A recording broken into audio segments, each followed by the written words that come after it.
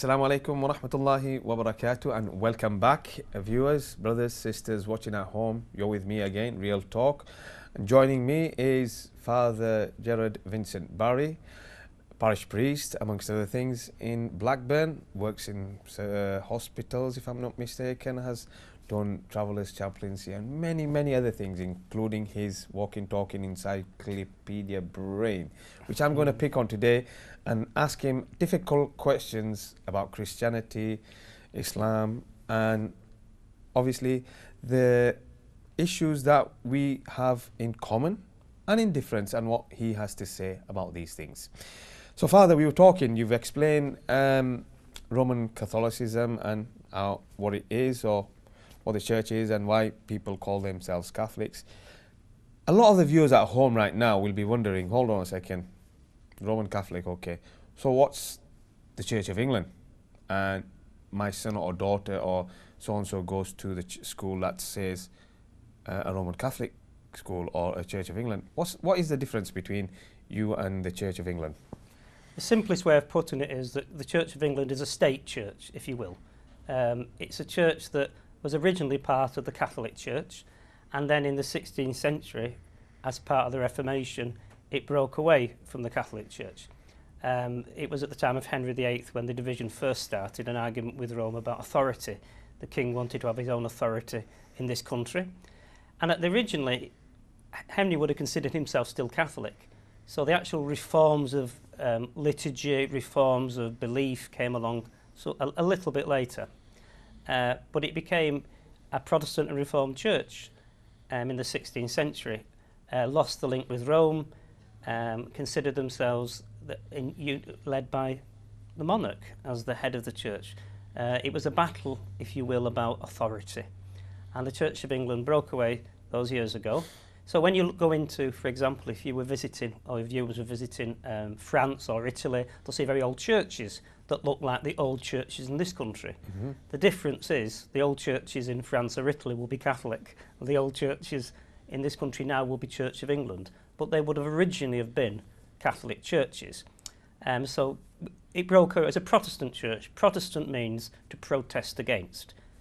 To be fair to the Church of England, they call themselves Protestant and Catholic. They see themselves as somewhere between Protestant and Catholic. That's how they describe themselves. There are differences of biblical understanding, scriptural understanding. There are differences that have grown on ethical issues over the years, and they have had some quite profound effects upon how we work together. And we would still all see ourselves as believing in God and followers of Christ. But as I don't doubt you're going to ask me, there are differences that have grown over the years. Yeah. You don't doubt I'm going to ask you. I mean, working with you has been great and tremendous and educational, with understanding a lot of the things in terms of denominational differences, as well as, issues of jurisprudence and law, etc. But for viewers at home, obviously we've got to simplify our terminology. And there's issues of ethical issues, which, we can come to, and commonality, and some certain offshoots of both our religions may differ. However, going back to Rome and the power of Rome and the Pope and etc., could you give us a bit of background for our viewers and myself for that reason, and Lambeth Palace for one reason, and what goes on there and how it all works, really? I mean, let me put it in terms of simpler form. How is your hierarchical structure working in Rome, should I say? Who appointed you as the parish priest of 3 churches in Blackburn, should I say? Well, I'm glad you said you'd like to make it simple for the viewers, because you can make it simple for me. The structure of the church, when it comes to me, is that my bishop, which is the cathedral's in Salford, so it's the Diocese of Salford, my bishop appointed me to be parish priest of the Holy Family Parish and the Our Lady Perpetual Succor Parish in Blackburn. That's how it works. Above that, you have the bishop, and he is appointed by the Pope, which is Rome, if you will. There is a discussion about who you would like. Local people are asked to give their opinion, to send it to the Pope's representative based in England. They give their opinions, Rome has a look at it, and then somebody will be appointed as your bishop. The word bishop is the modern word for apostle, and the job of the bishop is really the everyday job of authority, to guide the people within a geographical area, to guide people in their belief in God, to be have pastoral concern for them, to teach us what is the right way to live and how we should live, to make sure that the priests don't drift too far away from the truth. Have you ever noticed every bishop has a crook? You know, Yes. like a shepherd's crook? Yes. Well, we often think that's to pull us back in line, you know? And I suppose if the bishop's a shepherd, maybe the priest's a sheepdog, I'm not sure, sheepdogs. And Rome itself is where the Pope is based, obviously, and many congregations which basically are departments which have an oversight of the teaching of the church on different matters of the church. Ethics, missionary work, education, liturgy, many different things, biblical teaching. There are many things that Rome has oversight of, but it pulls in people from all over the world. If you will, it's the hub, and we are the wheels that go around it. I don't want to claim too much knowledge of Lambeth Palace, beyond the fact that Lambeth Palace is where the Archbishop of Canterbury lives, Archbishop Welby. The Archbishop of Canterbury is the senior clerical figure of the Church of England. So he's the senior bishop of the Church of England. He has some authority, but as with our own church, the bishop has most authority in his own diocese. He's also a figurehead for a group called the Worldwide Anglican Communion, which basically is people of an Anglican background who, mostly in areas of the British Empire, when the British Empire went there, they set up Anglican churches, and so he's become like a figurehead for that, but he doesn't have any particular authority there. Whereas the Pope, he does. You know, that'll be the difference, I suppose. Indeed, indeed. And thank you for that brief understanding. And it's super. Now, since it's you, Father Jed, I must call you Father Jed because we've known each other for such a long time.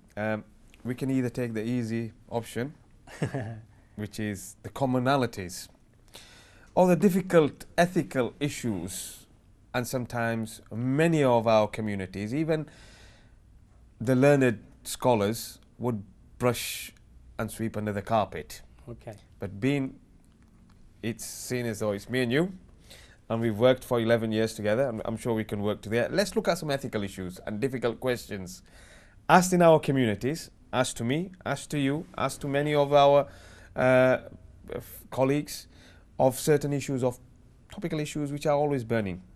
Ethical issues, you know what I mean by them, don't you, Father? Right, let's look at... I have a feeling that I'd rather you'd ask me about commonalities today, but carry on. No, I'm fine.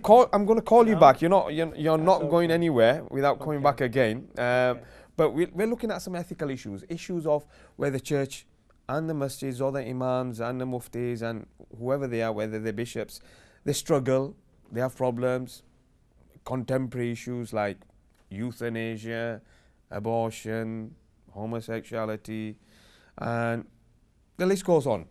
Let's start with maybe homosexuality.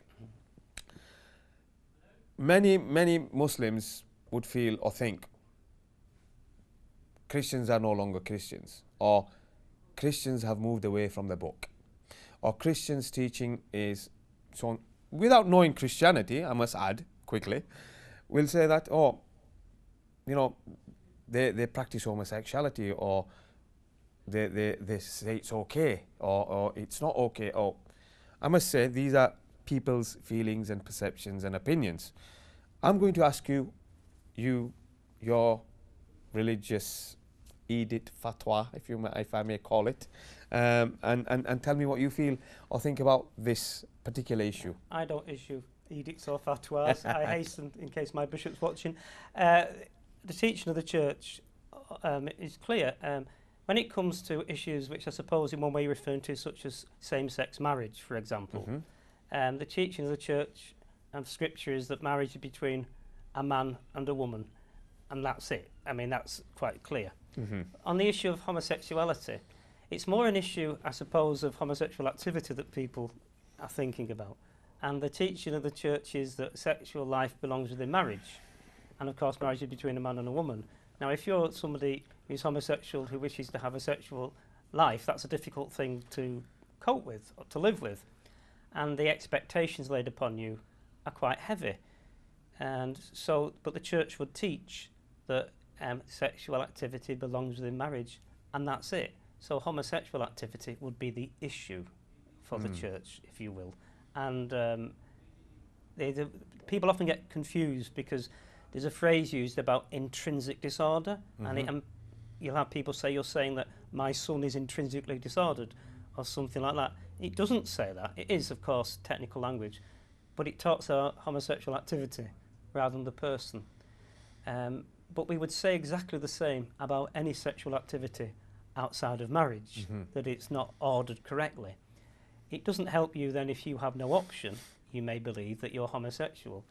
But the church would say, if somebody truly is homosexual and they wish to embrace the life of the church, and for them it is a burden that many others don't have to carry, to live a celibate, a chaste life, that many people will never have to carry. There must be more understanding offered to people in that situation. Forgiveness and hope and light, if and when that is needed. But most of all, a knowledge that they're bearing a cross that most people will never be asked to bear. And the cross is being asked to live a chaste life without really much option, if you're going to follow the teaching of the Catholic Church and many other Christian groups as well. I mean, talking about the teachings, whether it's the Catholic Church, as many others, like you've just put it, marriage, the institution of marriage, the whole concept of marriage and living a chaste life, as you've said it, and sex before marriage. What does the church say to that again? Well, the church teaches that sex is a life-giving activity within the bond of marriage. It's a tough one. The other day, a couple came to me after Mass with a baby, and they asked me if I would baptise their baby, but they said, "Father, I'm worried because we're not married, and we're not sure if you'll baptise our baby because we're not married. We want to get married, but we're not there yet." To which my response was, "I'm not going to judge your baby by your activity." And I'll be honest, I'd be doing a lot less baptisms if I wasn't baptising children who were not were only within the marriage situation. People have very complicated lives. The world is complicated, but the teaching of the church has always been consistent and remained the same. And that consistency is that sex belongs within marriage, between a married couple, and is a life-giving activity. Many of our viewers watching home right now will be alarmed, will be in shock, and maybe have learnt something new right now, as opposed to popular belief and concept and understanding of Christian practice or belief or what they see as a norm. That's like judging a book by its cover and judging individuals for what again, I say that I'll give you the example of Islam and the media and the whole war on terror, which is another subject on its own. But again, this is what a lot of common folk will believe in terms of, so hence me calling you in today. I'm going to ask you something else. I mean, talking about the same theme in terms of sexuality, and there's another thing which is burning issue within Islam as well as Christianity, which is abortion and contraceptives and the use of. What does the church advise on this? Which one are you Both asking me? Abortion okay. and the question of abortion for the church is quite a clear one in this sense, that life begins at conception, and that once a life has begun at conception, that life has the right to exist. That whilst it might be a life dependent upon the mother, well, all of our lives are dependent upon each other, whatever happens, and that life has the right to exist. That's the simple, clear teaching of the church. Just to be clear, so the church's teaching is soon as a child or it's conceived, whether it's a week or a month? It's conception. It's conception. Yeah. And that's life. A couple of weeks after implantation, all done. It's life. From the moment of conception, the moment the egg is fertilised, that moment, blastocyst onwards, that is life. Because it's not a potential life. It's not like it's an unfertilised egg, which is a potential life. It is now a life with potential. It is a life which you and I were both this in our lives. Yes. We both were. I do know it's an argument within Islam to some degree as well. I have read that. But for us, that is a life that has a right to exist. I mean, we've had this discussion, or this discussion has been taking place in America and Donald Trump and the pro-lifers, etc. Hence me asking you and posing this question, where the Roman Catholic Church stands or what its remits are. And you're saying it's soon as. Conception is the moment. And there's no going back. Please don't take the views of Donald Trump or anything else in line with the Catholic Church's teaching, or Hillary Clinton or anybody else's. They're politicians. The Church's teaching is very clear, the teaching which I hold very dear to me, and I spend my whole life with. It begins at conception. Many people's lives are very complicated. People may suddenly say, I wasn't ready for a child, or any number of things, and our job then is to help support them with that child. We don't believe that a person once pregnant should be abandoned. We don't believe a person once pregnant should not be supported or helped. And once that child is born, we believe that that child has the right to be supported, that mother, that family has the right to be supported. But we're very clear, a life is a life is a life. Okay, let's move on to something now even bigger, I say even bigger because it's on the rise with individuals, clinics, people going abroad to Europe, to Germany, to maybe Eastern Europe and etc. Switzerland. And it's something known as euthanasia or assisted dying, or dying with dignity. Many phrases have come out. The Islamic position on this is quite clear in terms of that suicide is suicide. There's no such word or thing as assisted dying, dying with dignity or anything else. What does the church have to say about euthanasia and taking one's own life? Well, the taking of one's own life was always been considered the gravest sin, if you like, the gravest matter to work against God's creation, the taking of one's own life. It's very close to me. A member of my own family took their own life, and it's something very difficult to deal with. So whilst in the taking of life, suicide, we now understand much more that there can be lots of mental health issues involved in that issue, and we're much more understanding. We no longer refuse to give them a Christian burial, which used to be the position of all the churches, not just the Catholic Church. It is still considered a grave matter. Euthanasia it's an interesting one. As you know, it's from the Greek words meaning good death. Euthanasia means good death. And the idea is that a person, if they are suffering, are undignified. That's why they use the word dying with dignity, as if any other death, if you don't take your own life, is undignified, which isn't true, of course. It's not true. The position of the church is that a person's life is theirs, given to them by God, and it should be lived with love and care, and sadly sometimes with suffering, until its natural end.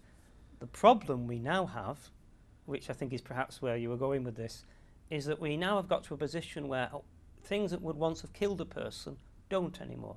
So a person who was very sick may have been taken off by pneumonia at one time, which it often still does, but it doesn't now. Or we now have treatments that allow people to overcome life-threatening illnesses whilst they're still unwell, or we can keep somebody who's very unwell alive for longer. That becomes more of an issue about when is it right to end a life, or not to end a life, to allow a life to end. And we say there must be no disproportionate attempts to keep somebody alive. If it gets to the point where there is no life, but we're just keeping a machine going, then that is not euthanasia to say that the life is over. It's just a life is over. Okay. I'm going to question you something on that, maybe on euthanasia as well as taking of life. But we're just quickly going to go for a short break, and we'll continue this lovely topical discussion just after the break. Thank you.